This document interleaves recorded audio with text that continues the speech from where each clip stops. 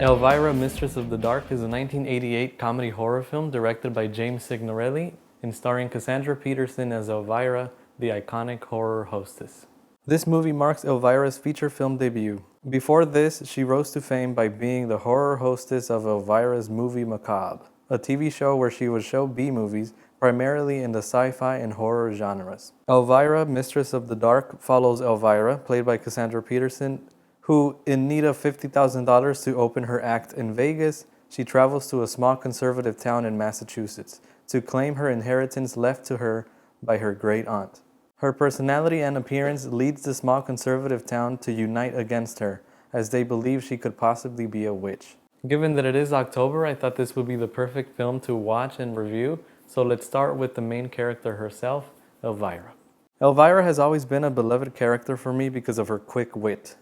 She doesn't give a fuck about what anyone thinks, she just lives her life, and her sharp and witty sense of humor makes her a hilarious character and an absolute fan favorite, and she has her almost 40-year-long career to prove it. And in the movie, Elvira is no different. She's funny, she's clever, she delivers funny one-liners literally all the time, and I found myself laughing at almost all of them. Are you all right? Yeah, I think so. How's your head? I haven't had any complaints yet. Excuse me? I can't live here. I'll go crazy, I tell ya. Joe! I only ask that people remember me by two simple words. Any two, as long as they're simple. That's a hard thing to do if you think about it. I think Deadpool would be jealous of that accuracy. One of the things that I think Elvira does so well is that she finds the perfect balance between something ridiculous and something serious, and she knows exactly what to say to make it funny, but not take it too over the top. Both her character and the movie are cheesy, but not cringy. They're perfectly campy, and when camp is done well, like it is here, I think you'll find yourself having a good time with this movie. Daniel Green, who plays Bob, was really funny too, and I really enjoyed his character. He's so awkward, and that awkwardness combined with Elvira's very outspoken and very sensual personality made me laugh a few times. William Morgan Shepherd, who plays Vincent, Elvira's great-uncle, was really intimidating and creepy. His deep, booming voice goes perfectly with the sinister character he plays. When the moon is drained of all its light, will then be ruler of the night, master of the dark. Also, the special effects in this movie are so cheesy that I enjoyed every single one of them. Man, I really miss special effects from the 80s. I know everything nowadays tries to be photorealistic, and technology really has come a long way, obviously. But sometimes I just miss that campy cheesiness that the special effects from back then would bring to a movie. Sometimes it's not about being photorealistic, sometimes it's just about having fun, and I think a lot of movies nowadays miss that mark. So what are some things I did not enjoy about the movie? Well, the humor is a bit hit or miss with me. Don't get me wrong, Elvira is hilarious, but the way people treat her and talk to her is messed up sometimes. I get that a lot of Elvira's sense of humor has to do with how sexy or sensual she is, and that she's flaunting what she got.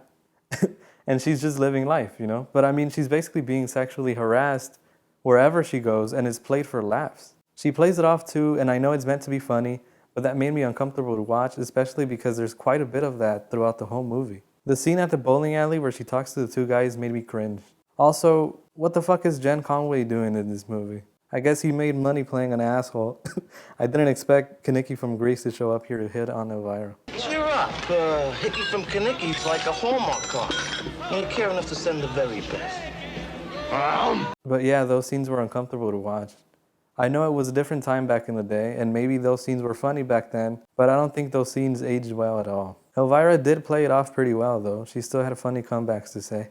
I got something to show you. Sorry, left my magnifying glass at home. Also, I think the second act in the movie dragged on a little too much. The first act was great. I was laughing a lot and I was enjoying it. But the second act seemed to just halt everything. It seems like the movie knew it too, because all of a sudden everything was getting sloppier, like if they ran out of ideas on how to make the movie longer. The third act and finale were great though. I really enjoyed the battle between Elvira and Vincent. All in all, I think Elvira, Mistress of the Dark is a fun movie that brings a lot of laughs. And if you're a fan of Elvira, I think you'll enjoy it. Although if you're a fan of hers, I'm pretty sure you've already seen this movie. But if you're not really that familiar with Elvira, you should give this movie a watch. I think you'll enjoy it, and I think you'll see why she's such a fan favorite. I would give Elvira, Mistress of the Dark a solid 7 out of 10. But what do you think about the movie? Have you seen it? Leave it in the comments. And alright, yeah, that's the end of the video. Goodbye. But I would be interested in acquiring that recipe book. You know, for sentimental reasons. I'd be willing to pay you, say, $50. Yeah, sure, I'll do it for $50. Oh.